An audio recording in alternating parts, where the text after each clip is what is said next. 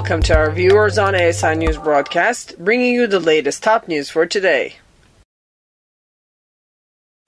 Nuke plants face EMP disaster as feds scramble for quick fix.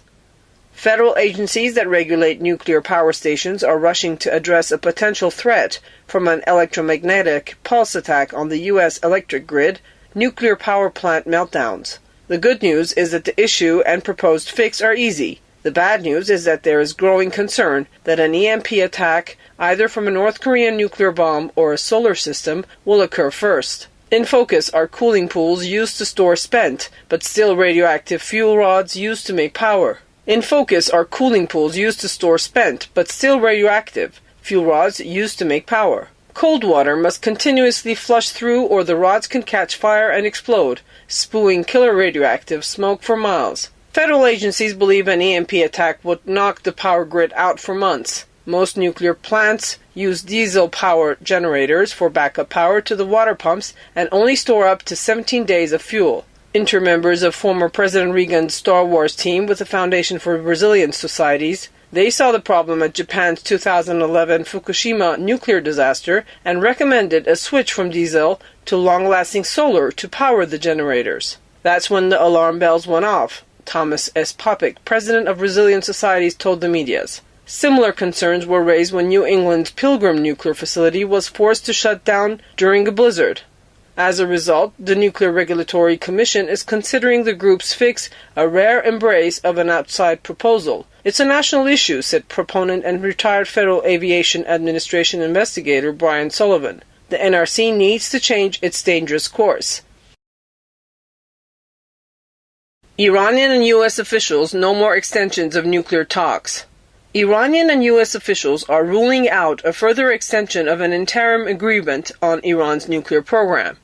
Recent public statements by high-level officials from both nations increase the pressure on negotiators to get a deal that will pass muster from lawmakers in both countries by a self-imposed March deadline leading to a final agreement by June 30th. If we're not able to make the fundamental decisions that have to be made over the course of the next week, literally, I think it would be impossible to extend, Secretary of State John Kerry told NBC's Meet the Press in an interview broadcast Sunday. I don't think we would want to extend at that point. Either you make the decision to prove your program is a peaceful one, or if you're unable to do that, it may tell a story that none of us want to hear. Iranian Foreign Minister Mohammad Javad Zarif echoed those comments in a speech Sunday to the Munich Security Conference, saying, "This is an opportunity to do it. We need to seize this opportunity. It may not be repeated." Aside from the pressure to replace a November 2013 agreement that was only supposed to last 6 months with a permanent deal to limit Iran's nuclear program, negotiators from the P5+1, the US, Britain, France, Germany, Russia, and China must also contend with concerns in both Washington and Tehran about the details of a possible deal. Supporters of new sanctions legislation pending in Congress have agreed to hold off on a vote until after the March 24th deadline for a framework agreement to give negotiators time to work, but have warned that they would not accept a deal which does not prevent Iran from developing a nuclear weapon.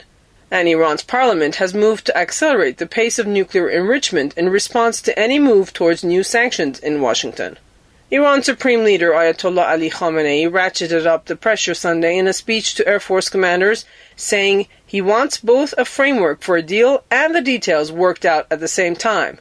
Iran's Supreme Leader later tweeted, "U.S. keeps saying that no deal is better than a bad deal. We agree. No deal is better than a deal that's against our nation's interests." Those were the latest news brought to you from the American Studies Institute from Tehran. You can also check our website at www.asipress.us. Thanks for watching.